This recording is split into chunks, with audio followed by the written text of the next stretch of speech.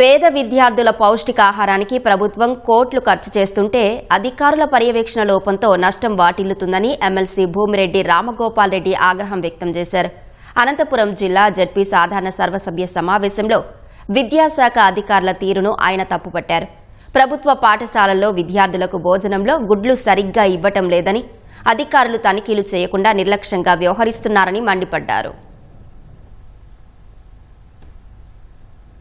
నియోజకవర్గంలో నెలకు 15 రోజుల పాటు గుడ్లు సరఫరా చేయడంలే కాంట్రాక్టర్. ఎస్టిమైల్ 14 నియోజకవర్గాలలో దాదాపు 300 మంది టీచర్లతో మాట్లాడినా నేను. ఒక 200 మంది టీచర్లు నాకు ఫోన్ చేశారు.